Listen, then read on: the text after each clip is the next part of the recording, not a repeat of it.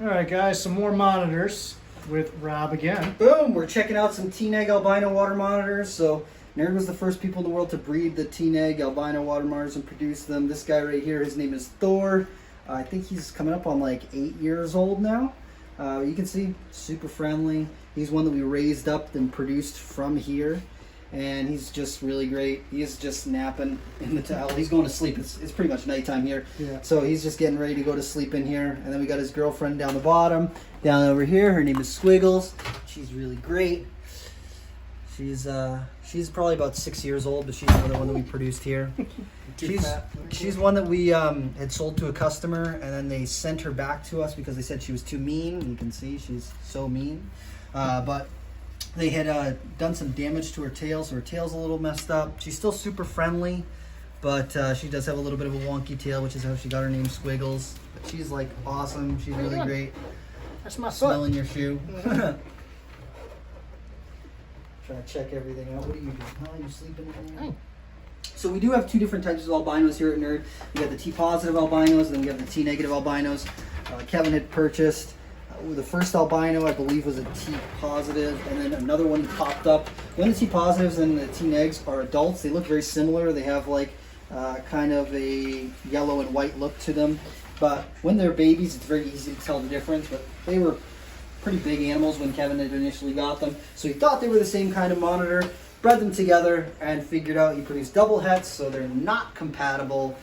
So since then, he's just been working on the two different lines, trying to make more of them. The T-positive albinos seem to do better breeding T-positive albino to T-positive albino. The T-negs, we've had a tough time getting a lot of production out of them. Just hitting the odds on them has been really difficult, so we've been working on trying to produce more of the T-negs. They're just super difficult. So what do you mean by the odds? Like as in just fertility's not as good, or as in... This girl has not produced many good eggs for us, so for whatever reason she has not done crazy on the production. But some of our other girls have done pretty well, and then a lot of our hets do great, so it's just been tough trying to get... And then when we do the male visual Thor here, when we've been breeding them to hets, we always seem to produce like 2 visuals, so it's just like we always get slaughtered on the odds of producing or hitting the thing that we're trying to do. We get, visual the head. She's a good girl. I know, I was trying to get her to climb up, but she's lazy. She is the laziest monitor. She doesn't like to climb. She likes to just lay on the ground. She goes up on her basking spot and then she eats. She's like, nope, not very interested in doing anything athletic. Yeah, I understand. I live that life. He's a little bit more. You'll see him climbing all over the place in here, going literally You guys can see how big this enclosure is because I'm out of here now, but Rob and I were both in here. I'm with 6 the foot animals. tall, and I got a 6 foot arm span, so that's what 10 feet wide, probably about 6 foot. 10 foot long, 6 foot wide, and maybe 10 foot tall. Maybe not. Sorry, probably not 10. Probably 9, 8.5, 9 foot tall. Because there is another 6 inches of substrate in here and all that stuff. So it is a big enclosure. We got a basking platform up here for them that they can hang out inside here when it's overcast. They also get natural light out of this window. We got a big pool that literally I can get in there and fit it's in like there. a bathtub. Not super comfortably, but I could sit in there and Pretty put my much whole is a- body in pretty there. much is a bathtub. It is a bathtub, yeah. Yeah. We just mounted a bathtub in here for our water monitors. But we got lots of area for them to climb, lots of space for them to explore.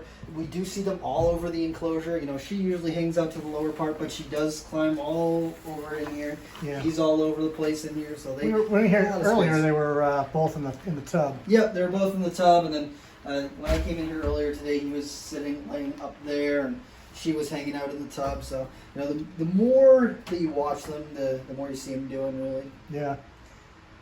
Yeah, it's kind of wild how different they look as babies, and then as adults they're so similar. Now, Yeah. I talked in the other video, if you guys saw the other video, about how they're always so dirty. So you look at it and you can see like where the skin is peeling, how white it is, or white or yellow, whatever you want to consider it, compared to He's like, I'm not letting go. compared to how much dirt is on the rest of their body. Yeah, I don't know if you want to come. You can come in and just come in. see a little bit, but where he's shed his skin right here on his leg, you can see where it's not covered in dirt. It is super white right there and yellow, and right in here too, super light colored. And then where he's covered in dirt, much more brown. Yeah, it's crazy the difference. I mean, you see it really good on here. But, He's a good yeah. boy. But like I said, she's shedding too, so you can see, you know, bits and pieces of it there. Where are you going? But yeah, it's another good example of size too, because he's a little bit bigger, obviously, than the female we looked at. Yeah, he's about 6 foot long. And I mean, he could get bigger, but we've been feeding them a little bit lighter because the males, when they're courting with the females, they can be kind of rough with them. They do something called raking, where the male will take his claws and they'll drag it down the sides and on the back of the female. If you make your male too big, or you don't keep up on trimming his nails, he can literally just cut right through her skin and can kill her, like literally kill her. So you always have to be very careful and conscious of what you're doing for size when you're breeding these animals. We honestly prefer to breed some of the smaller stuff as opposed to some of these bigger guys, because they just can be really tough. You can see on her that she's got a couple marks on her here from where the male has you know, grabbed her or raked his claws on her and cut her there. So it's just stuff that happens when you're breeding monitors. Also, they don't all get along. They all have their own personalities, so some of them are not cool with other monitors. We tried to pair her up with a black dragon the other day, the male black dragon, and she tried to kill him. Like, literally went straight after him, biting him on the back, grabbing onto him, like literally going crazy trying to hurt him. Now, do you think it's anything to do with him being smaller, whereas this male's a lot bigger? Do you He's think the same size as him. Oh, he's as big as him. Yeah, he's as big as him. He's I just as assumed he was big. smaller. If he's smaller, he's like 5 or 6 inches smaller. He's not Okay. much smaller. Not enough of a difference. Yeah, not to enough make of a a difference. But she hated him. Wouldn't let him anywhere near her, and actively chased him out of the enclosure. We literally, when we introduce new monitors, we always kind of stay in the room for an hour or two just to be sure that, you know, if they have any issues with one another, if they have any scuffles or anything, we can get in there and kind of break it up, make sure that none of the monitors get hurt.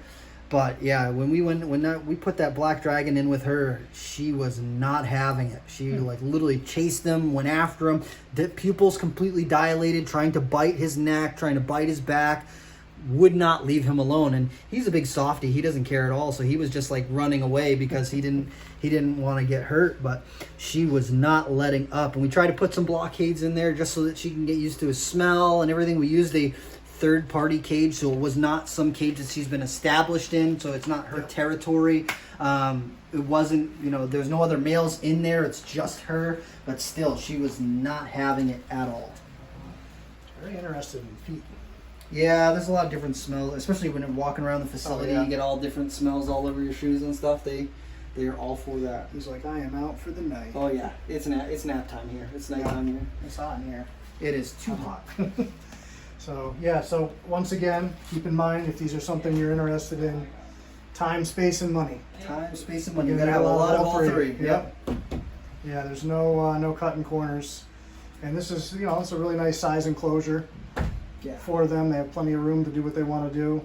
Plus here they get so much interaction too, so that helps. Yeah, we're in here pretty much every single day, working with them at least a little bit so that they get some handling time. We do have a lot of monitors, so we do get a lot of, we do have to take a lot of time with them, but we try and make that a priority. Yeah. Yeah, no, you can definitely tell the difference. I've seen, you know, watching actually, you know, some of Tyler Nolan's stuff. He has one from you guys and one from somebody else, and the one from you guys is like super chill and social, and the other one like goes apeshit all the time. Yeah. So yeah, it's monitor bites are no joke, man. No. They are something serious. So I am all set with that. yeah, you can't do this with a Nile monitor. I've worked with a few of those. Yeah, they're fun. not. We had a big Nile that was really nice. Mm-hmm. One. Yeah, one out of 40,000. Yeah. Of them. I got one customer who's got a good one, but he's like, you have to let it out of its cage and let it run itself out. And then after it's kind of settled, then it's great. And he can pick it up and hold it and feed it and all that sort of stuff. And he's like, but if you try and take it out of the enclosure or you try and handle it before it's got its energy out of its system, it will rail you. Yeah, we had one that was not so easy, but they're still smart animals. Oh yeah. So like we had a good system where it knew, you know, go to one side of the cage, let you clean the other side. Yeah. It didn't want to be touched, so that was kind of the deal we made. We don't touch you if you cooperate. Yeah. They figure it out after a while. Get a little bit of heat before we shut the lights off here tonight. Yeah. Look at that girl. And you guys can see the tail that he was talking about earlier, really good there. She's like, I'm gonna pee. I was just saying, like she was about to go to the bathroom. To assert my dominance. Yeah, well, I'm not trying to fight her. No, me either. I'm not trying to get beat up. No. She got long claws. Yeah, I know a few times I've been up here and had the babies crawling around when their nails were getting a little long. Oh yeah, especially the two that were in the office forever there. Those two. Yeah, when they're like overly friendly. When they're 3 feet long, that's when they're the worst because their weight doesn't allow their claws to kind of wear down. When they're big like this, when they climb, it wears the weight of their body wears down their claws, so it's not as bad. When they're like this long, they're not heavy enough to like really weigh their claws down, but their claws are growing long so that they can climb. They're terrible. They're like piercing needles. They literally just like right through your skin. The crazy thing is too, once you get used to it, like you don't really notice it until after you look at your arms and you're like, like, oh my god, wow, yeah, bleeding everywhere. Yeah, there was a while where I was doing a lot of monitor care and I had to do a lot of socialization with ones that were like that big, and my arms were just like all torn up. Yeah. Everyone's asking, "Are you okay?" And I'm like, "I work with lizards. Leave me alone." Yeah, I'm fine. It's not an emo thing. Yeah. Yeah, no, it's definitely it's no joke for sure. Yeah. So that's also why it's important to socialize and makes it a lot easier to do maintenance on that kind of stuff. With. Unlike the girl over there, Wretched, she is not a monitor that likes people very much. She's got the full door here so that people can't usually see her, and she's sleeping in here. Let me see if I can get her to look up. But she's a big monitor. She's about 18 years old. Her name is Wretched Sociopath because she's a wretched sociopath. And she has her days. There's some days where she's pretty good, and then there's some days where she will literally chase you right out of this enclosure. Yeah, she seems like she's trying to figure out what she wants to do right Yeah, now. I just woke her up, so she's like, "What do you want? What do you want?" But she just climbs all over the place in here. She's got lots of space and everything too. So Puffing out, letting you know. oh yeah, she's Look how big I am. yeah she's Watch that raising tail. that tail over there, and Yeah. she doesn't like me. That was the GTFO right there. Yeah. All right, guys. Well, thank you again for watching. Make sure that you subscribe to Damagano's YouTube channel, Damagano Snakes, right? Yes. Right? That's right. Subscribe. Hit that subscribe button down below, down here.